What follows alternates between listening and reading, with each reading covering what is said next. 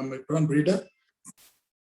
And I started up this company, Agrogenetic Technologies, when I was in West Africa. Actually, I started it in Uganda in a very humble way.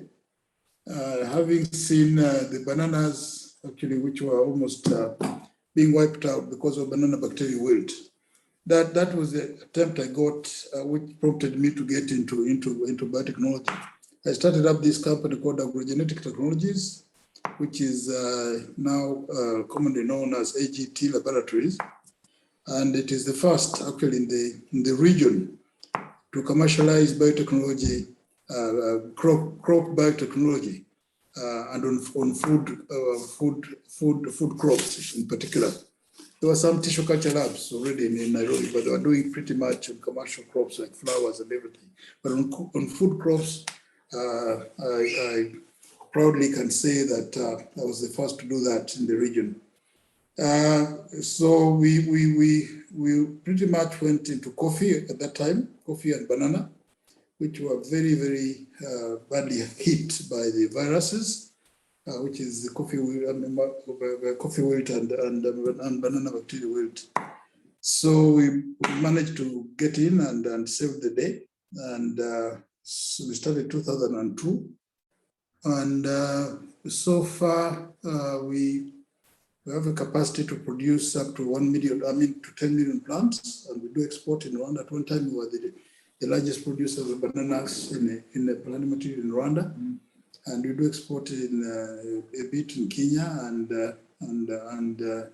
Tanzania and Ethiopia. Although there's a lot to be done by the region to be able to put conditions conducive for export of this clean plant material from one country to another. Otherwise, biotechnology is very wide, and bioeconomy is in the run. And we are looking at, of course, I was the chairman also of Uganda Biotechnology University Consortium. Again, another organization I've participated to start, and it's the only one of this kind, getting together scientists and students and all sorts of partners together to advocate for biotechnology, its production and its safe use. So that organization has been now for coming to 10 years, I think, and I led it for seven years. And now there's somebody who is another one who is the chair, but it's still existing. However, on bioeconomy, for me, I think is everything you touch in terms of research and science is all about biotechnology. And I can tell you that bioeconomy, if you look at bio-waste, for example, in agriculture and almost every sector, people and countries are using bio-waste to turn them into very useful products and commercial products. In agriculture, you can talk almost everything from leaves to whatever. In bananas, you could talk of, which I know very well, you can talk of the stems, you can take of the leaves being used, you can talk of almost every part of the banana now is being used to produce something, which before was just wasted. So to me, I'm an advocate of biotechnology and bioeconomy in particular. So that if you look at bioeconomy, by the way, agriculture Uganda being an agricultural country, I think that if you are going to embrace and support development of bioeconomy and bio-waste, especially in agriculture, you find that you capture almost 80% of population of Uganda being involved without necessarily investing a lot of money in a lot of equipment. For example, biogas, you know how easy you can do biogas and this and that. So if there is an attempt by government, or there is goodwill for government to promote bioeconomy, is one thing which can involve almost every household to benefit from. Unfortunately, we are not able to do that because of different constraints, much as we keep on talking to government to do that. One of the constraints is biotechnology biosafety bill, which has been hanging for the last 20 years, and people have not been able to get involved legally into investing into biotechnology because of those lack of conducive environment in terms of legal.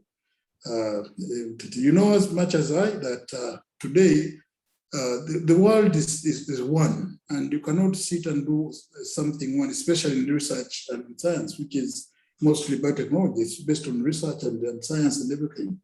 So you've got your partners you want to work with, for example, in Uganda, bio whatever project, and foreigners are scared of coming into Uganda, whereby there is no rule, there is no law governing or going to protect the investment. So we are really talking to government. In particular, my contribution to that is through Presidential Investors Roundtable, where I'm the Vice Chairman of the Agricultural Value Chain thematic area. And I'm really pushing biotechnology and the government, specifically the head of state personally, because it's the one who selects the Presidential Investors Roundtable members, to be able to consider or to reconsider to sign the bill so that it can get into law. So those are some of the constraints which are hindering, opening up the doors to investment in biotechnology at large. Otherwise, maybe a little bit of going back to what I'm doing, especially on tissue culture. I think we've been at AGT laboratories, been able to open up to Ugandans that agriculture is not only the whole and whatever. You can really, there's a lot of things you can do in agriculture.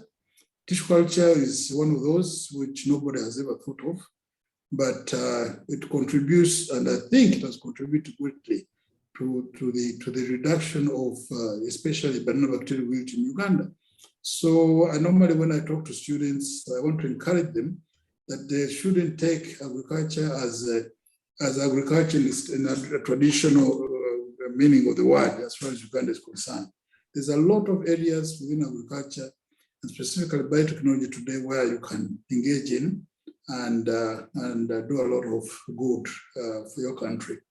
And at AGT, we take, for example, students from Makerere University and other universities for internships, and almost every year for free. And I think we have managed to contribute and add something on the developing the youngsters into getting interested into biotechnology and tissue culture in particular. Because I understand now there are about 5 or even 6 tissue culture labs which has opened up after us, which is very encouraging, and the youngsters seems to be very interested in such things. I don't know what you expected me to say because I didn't prepare any presentation as such, but I would have loved to hear more of what you guys are doing and what I can contribute using my position and my experience now I have into the area of biotechnology. Yeah, if that can help a little bit, and if you can, I think, have some questions or whatever, or have a question in particular which you wanted me to focus on, you can please go ahead. Thank you. Yes, thank you so much, Mr. Erostus. That was a really very good introduction and a good insight into biotechnology and bioeconomy in Uganda. Yeah, it's true, really, Uganda's economy is supported by agriculture.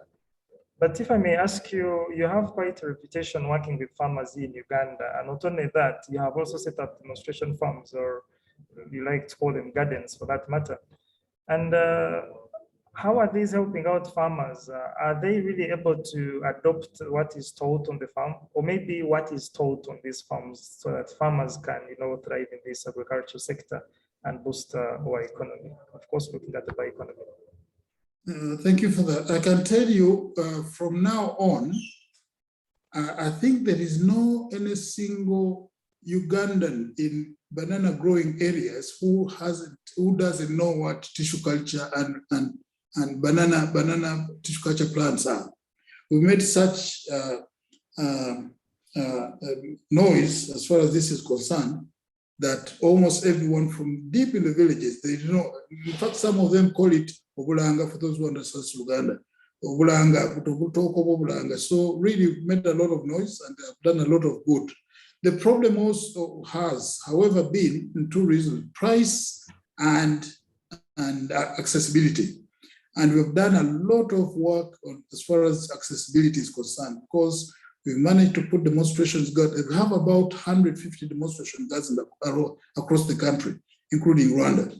And we give out, we go out there in the community. We used a lot of churches and schools anyway, initially. We used to go to schools or church on a Sunday or places of worship on Sunday or Friday. We talk to the heads of those areas and we say, we want this to talk to your people after prayers and to talk to them about these new products. And they normally used to allow us. And we talk to them and we pick one or two who is interested to work with us. And we give them free demonstration gardens, free plants. We dig the holes for them for free. The purpose of this initially was for them to see how this product works with their own eyes and being actually planted and run by their own in their own neighborhood.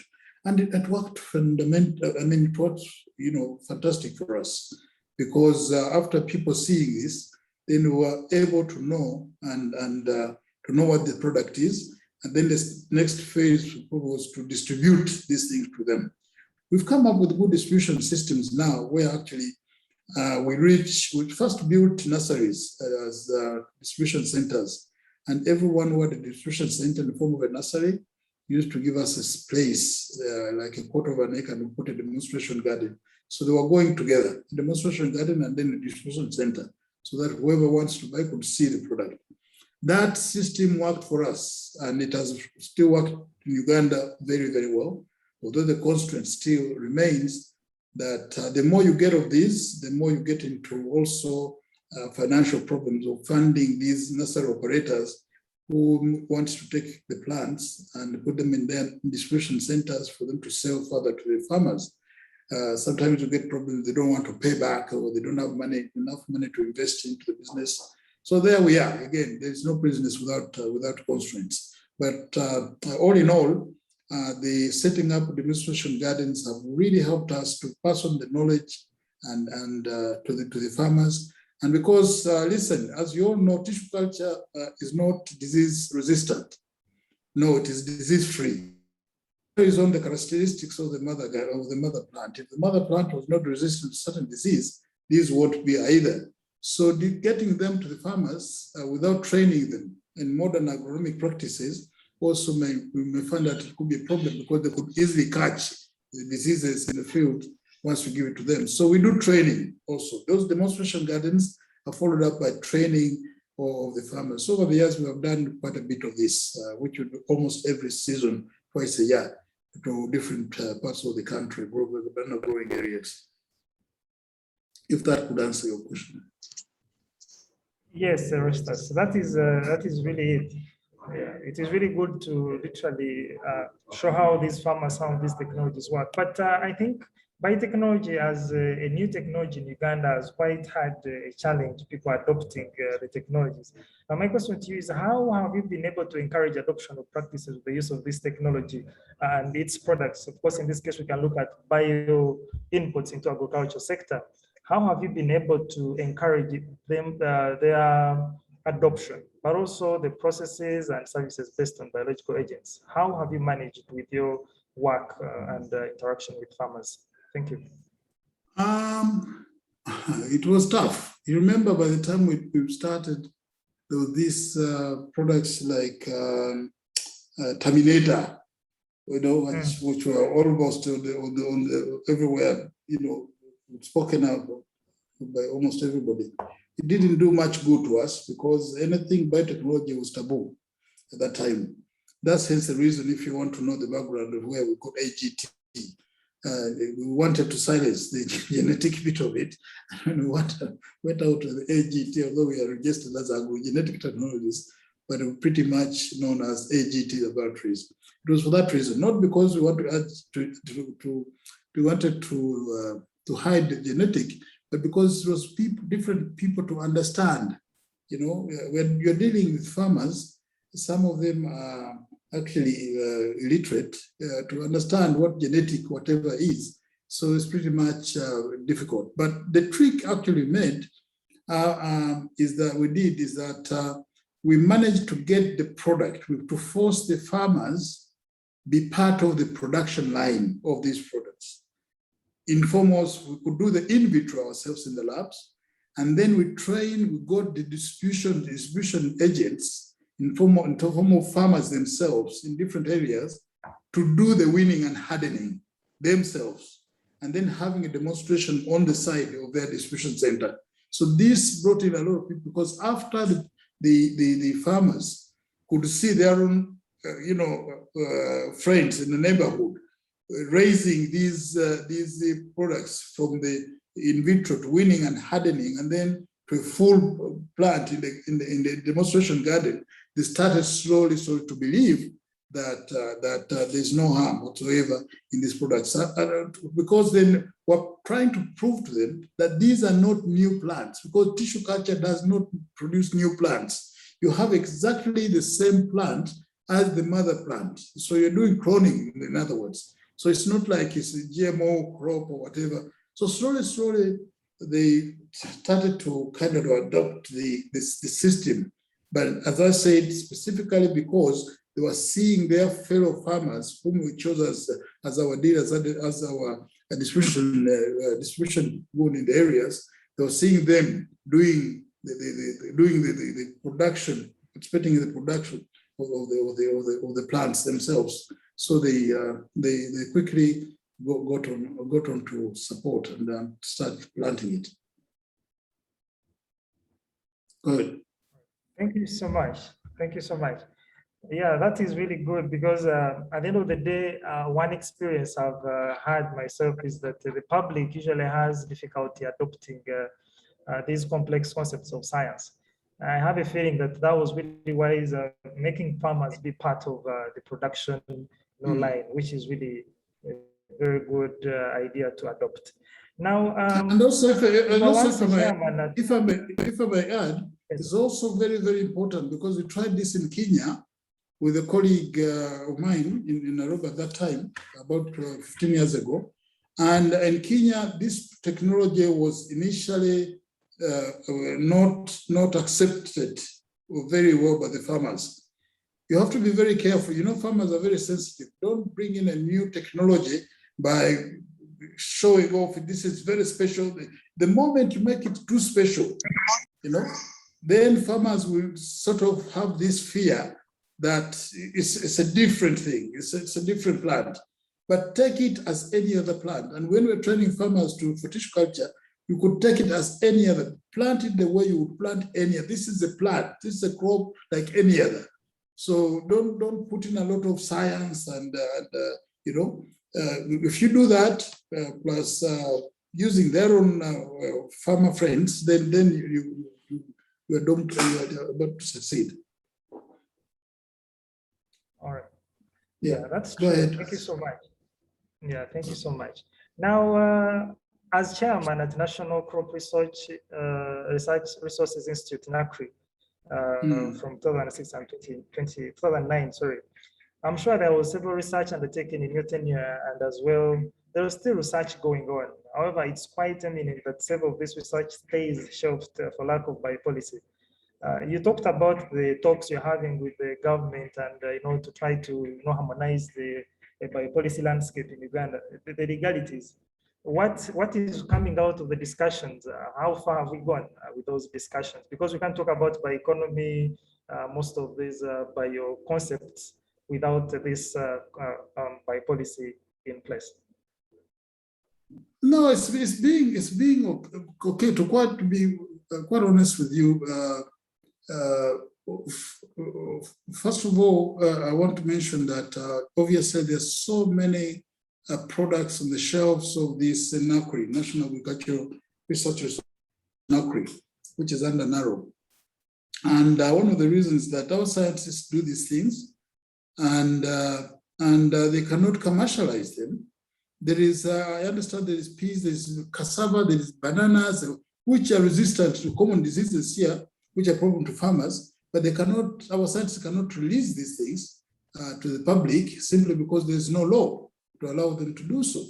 And we've fought this quite a bit. And the 10th Parliament, I can tell you, understood this pretty well, and they passed the bill. They passed the bill on 2 occasions. And, you know, when the Parliament passes the bill, it then, takes it up to to His Excellency, the President, for assenting.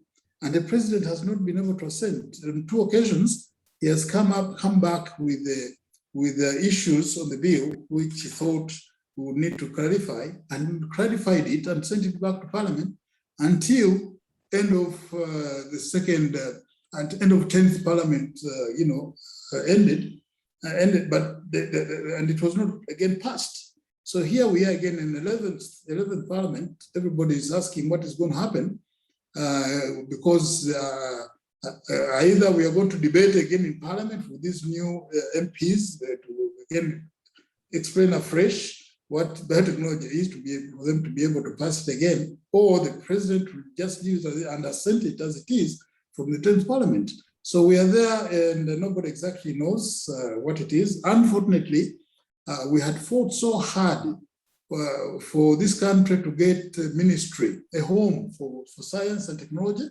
And we got Uganda National Council, we got Ministry of Science and Technology and Innovation, which was existed for 2 years or 3 years. And then you and me know very well that it has been now, closed. And now science and there's no more, we no longer have a Ministry of Science and Technology and Innovation. It has gone back to the President's office. It's where the Minister for Science and Technology is. We had a dialogue with her. She's a very nice lady, Musenero, Honorable, and I think she'll be able to push the bill back on the table to the President and then probably to Parliament as well. That needs to be seen what's going to happen. But the truth is, there is a lot of products at these institutions which Ugandans could be using, but they are not allowed to be used because of that. And we've been fighting for this for the last 20+ years. You can imagine this. The same products, they don't allow our scientists to commercialize. They enter in Uganda in form of added value addition, and we are consuming it in Uganda. You go to any supermarket in Uganda, you find especially cereal products from Kenya, from South Africa, from Netherlands. Clearly, it contains GMOs, okay? And can you imagine we consume that with ease, and nobody's actually against that at all, because they are allowed in customs to come in and sold in supermarkets, and yet we don't allow the products produced by our own people, the same product produced by our own, to be commercialized. It's a little bit of controversy there, but we are trying our best. I have to say that the President is very, very much convinced about the science, and you hear him because of coronavirus now, how supportive he is on science, and we're hoping that he will now be able to sign this bill in the near future. But we are trying to work through now the new minister to get that done. Yes, thank you so much. Yeah, thank you so much. Yes, that is really good progress. I feel really we need to really re-engage these legislators in the new parliament. And we hope, looking at how long a bill stays tabled and what long it takes to pass the bill in parliament, I think we really need to be chasing against time. Now, of course, with the lack of this biopolicy, this pushes us to do mostly conventional agriculture. And it's with this next question that I want to ask. Uganda is blessed with best climate and fertile soils. And actually, growing up, we're told it is the pearl of Africa. Now, Mr. Erostus, what still remains wrongly done in Uganda that we still have people dying of hunger, as quoted from you on one of the occasions?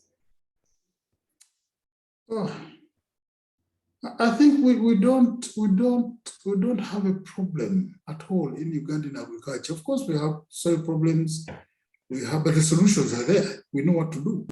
The thing is, I think of late it's even getting worse. I think we are messed up. We are so unlucky. I have to be open with you from the bottom of my heart. I think now I get to understand that agriculture is one of the unlucky sectors in this country, because we have not attended to it the way we should. And indeed, government is trying to do their best, but I think always there's lack of something. I could say that, because what is not there? The government is giving all the planting material to the farmers. The climate is there. The soils are there. You see, even inputs in terms of fertilizers, the government is giving. But when you see, it's very little coming back.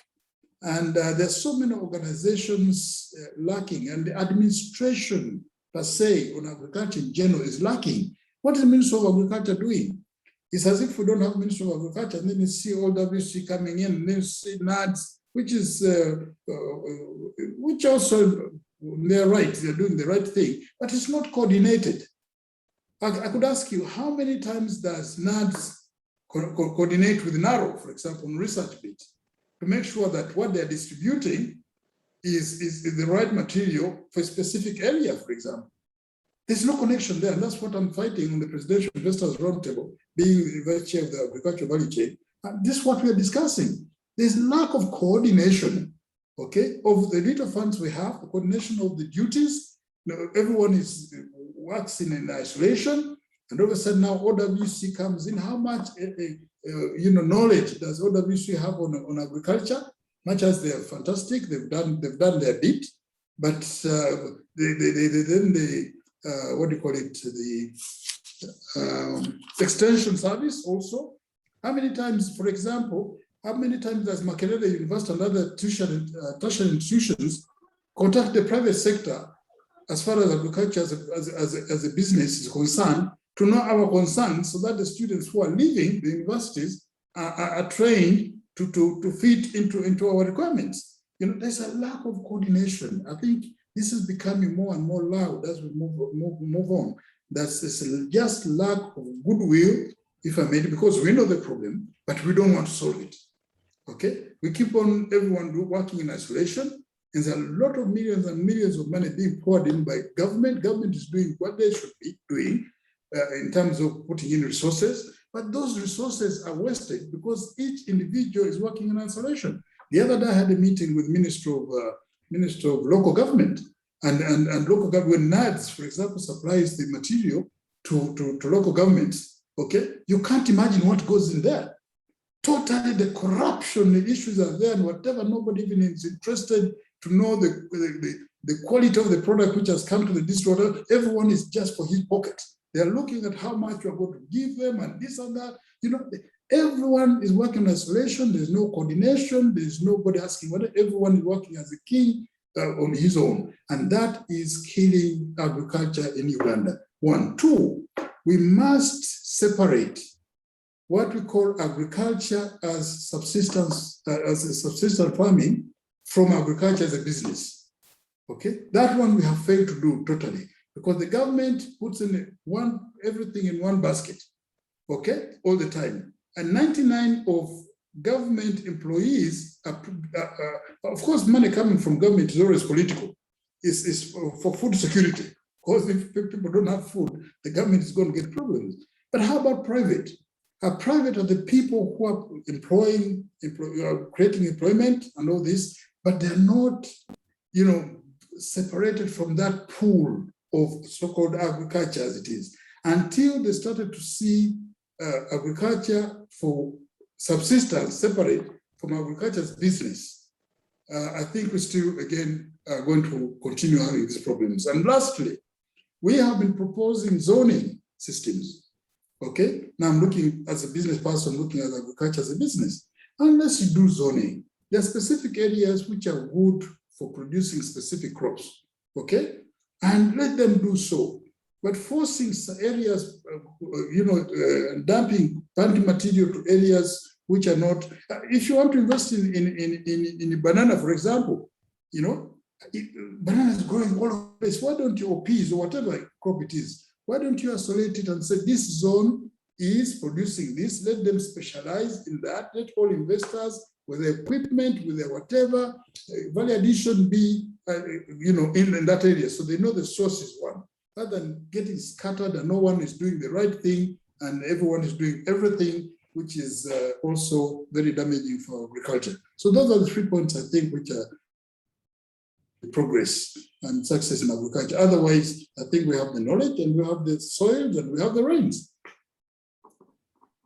Building on that, I wanted to ask you actually how do you think we can design an institutional framework to foster a knowledge-based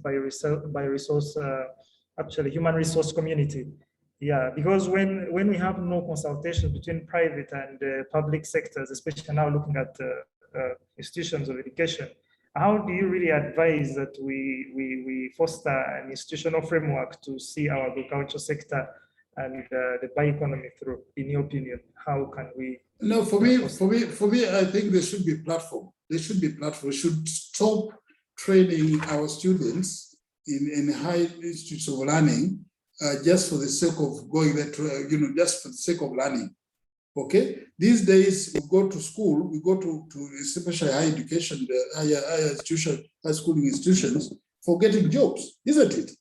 You don't just go because you wanted to go to the moon and you want to study ABCD and you will never get to work as one, So there should be a platform where tertiary institutions, communicate with the private sector in specific sectors to discuss the requirements, the needs, the gaps we have in our industry, so that we get people who are trained to do so, But otherwise, there is also a divide between, between the students, graduates, leaving schools, and the private sector industries. Most of the time, you find engineers and most of these corporate companies, like I used to run Celtel, they are from abroad. They're Mzungus, Muyindis, sometimes now even Kenyans are taking over, whatever, simply because for us, we are not focused on training demand-driven kind of, students or, graduates, but we're just going to school for the sake of it. Somebody leaves for Career University as an agronomist, and he has never seen a live running, tractor, really sat on it and really driven it, and this kind of things.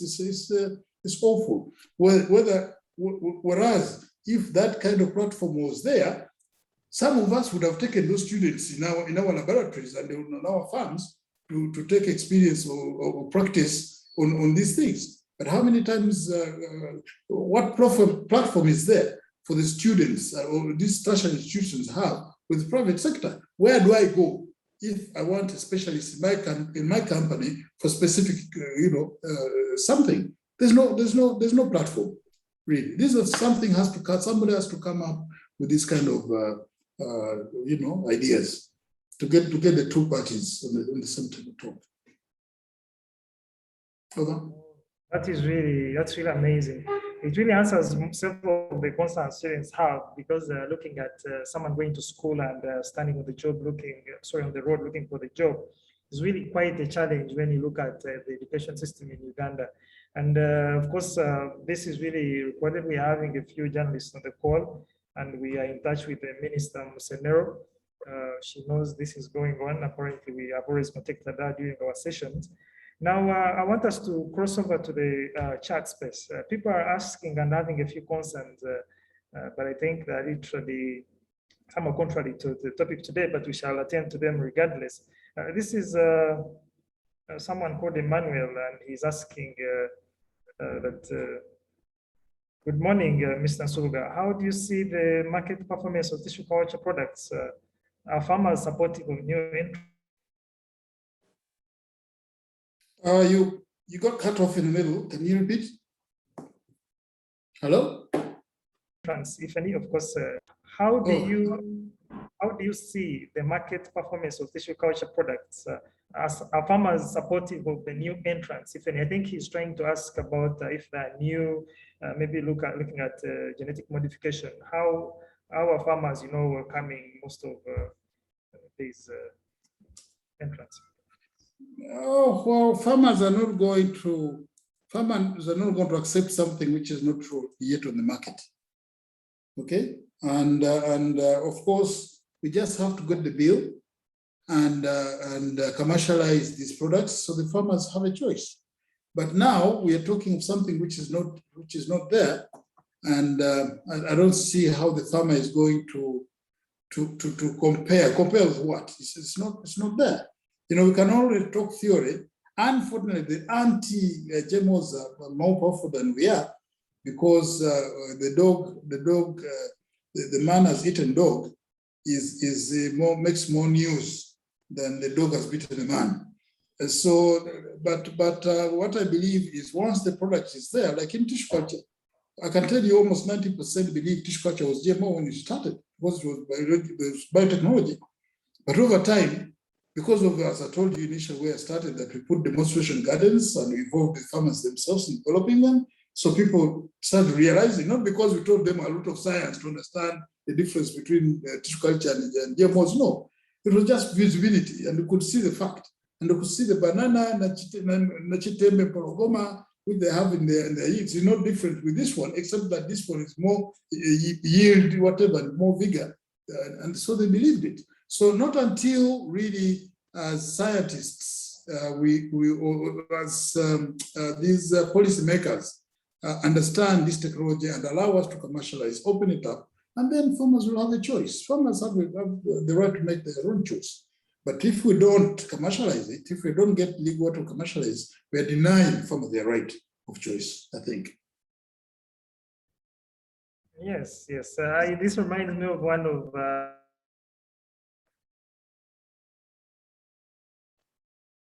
Oh, you're frozen again?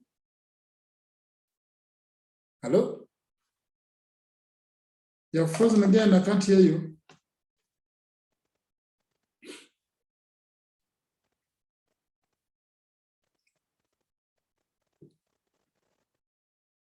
Yes, this reminds me of, again, one of the quotes from you. Sorry, that was just a network problem. Reminds me where you are quoted saying that GMOs are a choice for Americans, but it is a matter of life for Ugandans. I think this really, in a way, answers, makes me understand what you meant here. Now, one of us in the chat space is asking, they're asking about, this is a journalist, I think, he's Richard Weta. He's asking about what are the merits of using tissue culture for commercial agricultural production and plant research? I think you can briefly respond to this. You had hinted on it. What is the challenge? What are the merits of using tissue culture for commercial agricultural production and plant research? I think you had hinted on it earlier on. You can briefly maybe respond to him. What is it? He's asking for advantages of tissue culture in commercial farming. Yeah, what are the merits? Those are the advantages, I think. Well, there's a lot of merits, because I'll give you an example on banana again, which we have more expertise. If you want to plant a certain variety, okay, say you're a commercial farmer, 100 acres, or 200, or 300 acres, okay, and you want a specific variety, there is nowhere in this country you're going to go and get suckers or 200,000 suckers to plant at a go. It doesn't exist. It's not there. Okay? And if you do, are they all going to be disease-free or free from diseases? It's impossible. So as far as commercial farming is concerned, I think tissue culture is the only way to go, because it's true to type, And in terms of even planning your yields, even in terms of planning specific varieties, and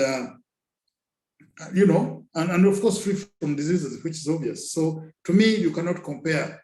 It has a lot of merits. It has a lot of advantages compared to traditional suckers as far as banana is concerned. I don't know whether that's exactly what to hear, but please, on commercial, it's very, very, when you don't compare the two. Tissue culture is way ahead in terms of benefits compared to conventional. Yes, yeah. Thank you so much. He's saying you perfectly answered his question. So of course we are drawing to conclude. We are hoping to get questions from the listeners, but I would want really to thank you so much for honoring our invite. And this was really great discussion. In this discussion, we look to, of course, tackle a bit onto bioeconomy, new perspectives, so that students also on the call understand the need or things they need to consider before joining the employment field. So, of course, I would want you to maybe talk to students, because we had several people on the call, but mostly they are students. What do they have to look at now joining into the professional field? Now that the institutional framework is broken down, now that there is no link between their employers and them as employees, how would you advise them, to approach this going on, especially maybe hinting on the internship and the training during the course of studies?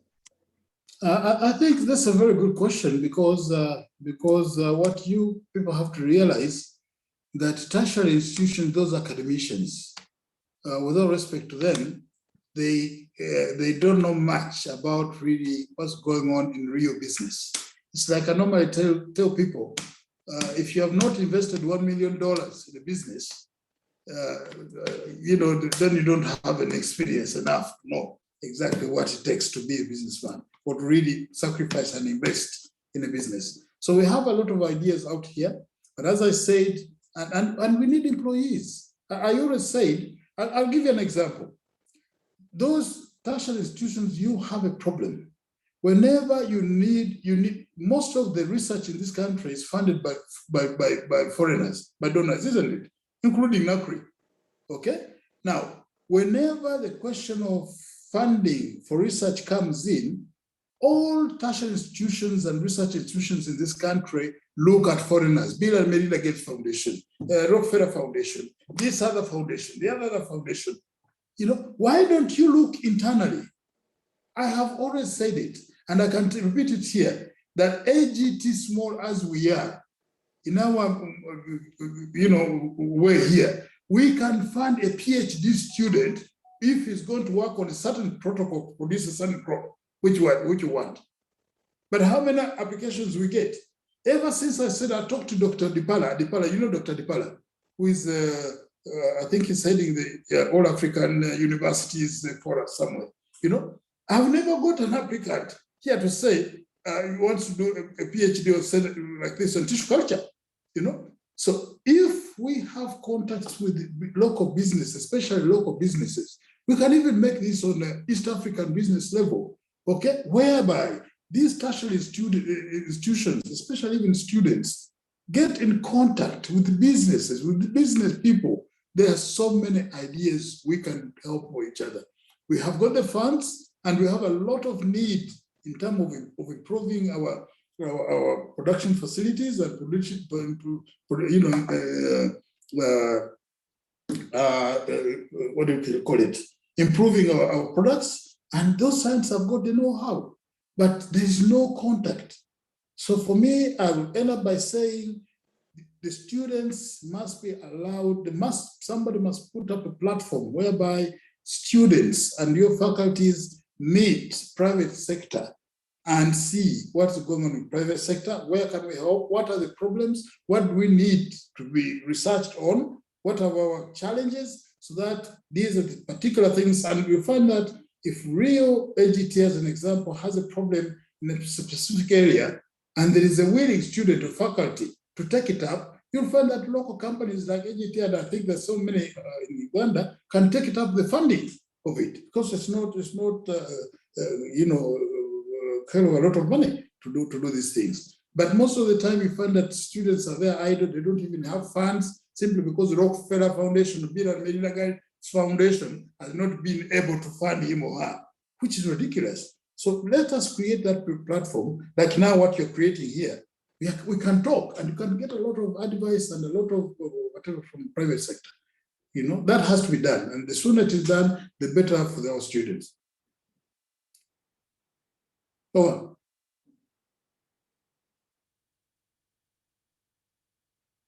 I can't hear you.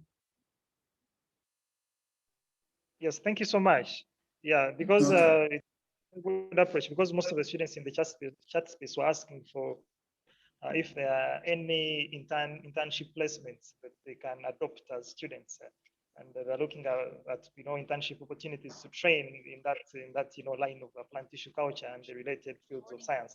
I think that answers them, and we shall really continue contacting each other. And let me finish off. I know. Sorry to cut you short. I know that a lot of students are listening in. Maybe a few whoever's listening in, please don't come to AGT as as an individual. I would have loved this if it comes through your faculty, through your university. Okay. Otherwise, if everybody comes on his own, then it has to be linked up together with your faculty or your university, so that we can together set up whatever program you want to do at AGT. And I'm sure it's the same to other companies as well. Go on. Yes, yeah, that is really a very good note to make. Thank you so much. Of course, we shall relay to our head of department, who currently I think is supposed to be on the call, but he just notified me, stepped out. But this is really good linkage, like that you're really advising, and I'm sure students really will gladden at some of these news. There, yes, a few of them are on the call. Others were having a few exams are still going on online. That's why they are in and out. But I want to thank you for honoring our invite. This was really amazing for me. I may say I'm really thankful to you for honoring our invite. Sorry. Yes, and I want to take this opportunity. I would have invited one of our staff to maybe say a word, but it seems most of them have. I think yes, Dr. Shas, you would maybe relay some message from the staff on their behalf. I know you may not have carried that information, but I would want to invite you now to see our speaker off. And like you said, this platform is going to really go on. I've been engaging people for the last 2 months. We've been engaging with different private sectors, but also people in government. At one point, we held a biopolicy discussion and had the former Minister Yoda and a few commissioners who are in the Ministry of Science, Technology, and Innovation, which is still undergoing transition. And like I said, we're in touch with the minister. We're trying to grow a linkage of biotechnology and try to set up a constituency of biotechnologists. And really, it wouldn't have been complete without you being a part of it. And that's why I want to thank you for honoring our invite. Dr. Athman, please.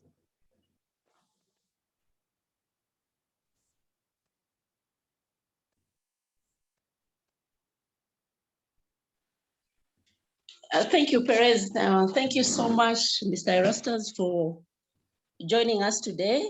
And on behalf of the students and everybody who has turned in today, I really thank you for taking time to speak to our students and to the few staff members that turned in to the meeting. We've interacted with you. I think you probably know me very well, but we've interacted a few times when we were at the SRA Culture Business Network. Yes. Yeah, so this is very nice. And I think all the things that you've alluded to and the need for private sector research and the research institutions collaborating together is very important. We are now moving like uncoordinated troops. Everybody is doing their thing. Nobody is consulting the other. Sometimes we are doing the wrong things in the wrong place. And especially we are not going to without pointing at everybody. I think one of the main failures of NAD, of the NAD program, is not really involving the specialists. You have farmers in in the north being given, I don't know what crop to grow that has never been planted there. Nobody's being consulted on everything. And so I'm really glad that you've opened that conversation about collaboration between the public institutions and the private sector, because really the growth and development of this country is being moved by the private sector. But we need to collaborate with the people who have the technology to be able to push that development agenda. I recently went to Kabare at Kachokano, and they had confined trials of the blight-resistant potatoes. That is one of the few technologies sitting on the shelves. And they had the transgenic potato was really, really nice and healthy, but the plots that had been planted with the normal ones had completely been wiped out. There was nothing, it was bare. Oh, yes. Farmers have seen this, but because we are constrained by the lack of the regulatory mechanisms, such technology will come to our farmers. But at the same time, when we have our neighbors opening up to such technology, in Kenya, for example, cassava right now, which is to black streak in Kenya, is now almost being released to farmers. How is Uganda cassava from crossing into Uganda? It is just a matter of time, because we also don't even have the mechanisms to control our borders. Like you said, we are eating GMOs, but we are pretending to be saints. Every time you eat a maize product, a wheat product, a soybean product that is manufactured outside this country, you've eaten a GMO. That is a real thing. It is true. All cornflakes that you're eating out is GMO. So we are actually preaching, is it what you said? Preaching water and drinking wine, or the other way around? Yes. High time we embrace technology, because as the region is moving forward, we cannot be left behind. Eventually, farmers will sneak in those things. Farmers will sneak in those seeds. And so I will take up with our head of department, Professor Tugume. I think he's also in the meeting, maybe listening, and we can see how to collaborate with you, especially on issues of tissue culture development of different. Right now, I'm working on a program where we found a lot of potato cyst nematodes in the country, basically. And I know you're producing potato seeds. I was actually at your farm just the other day at Namawajolo. Oh, thanks. And I visited, but although I didn't stay for long. So there are many areas to collaborate, but we didn't know that you could be able to fund one or two students here and there to develop technology that you can eventually use in your business and in your products. And that is a very welcome idea. Thank you so much for honoring this invite. Thank you for talking to our students and for opening the doors for us. And we hope to continue collaborating. Thank you so much. Oh, thank you, ma'am. Thank you very much. Thank you much. Can I end up saying a word? Yes. Yes, It's okay. Go ahead. I really want to thank you guys for inviting me and for choosing me to be able to speak to people like you. It really makes me feel really that I'm contributing something. And I'm sorry if I didn't perhaps I didn't have a proper presentation, but sometimes I feel like the outcome of this has been very good, because talking open sometimes you get more things out of somebody than the prepared speeches and their presentations. So I respect this very much. I thank you guys, and I'm very supportive of what you're doing, and looking forward to working with you. Don't forget, however, I want to finish up with there's an organization called UBBC, Uganda Biotechnology Safety Consortium, which is also struggling to make a platform from private sector and scientists meet. Get a bit of their ideas from that side as well, and then we can drive this forward. Thank you very much. Over. Yes. Actually, I like I had mentioned before, PBS and UBBC this year actually funding some these engagements. They reached out. They were funding part of our budget, and that's why we are able to hold this session. That's why we are able to interact with you. Yes, we're in touch with Dr. Waiswa, and from PBS, we are also in touch. from PBS, we are also in touch. I'm seeing actually one of them is Mr. Eric Kageti, and we are really grateful for you. Thank you so much. Making it here. Thank you so much. I hope we shall stay engaging. I want to wish members a very nice day, and we shall be engaging in the future, the other subsequent sessions. Thank you. Have a good day. All right. Thank you, guys. Thank you very much. Bye.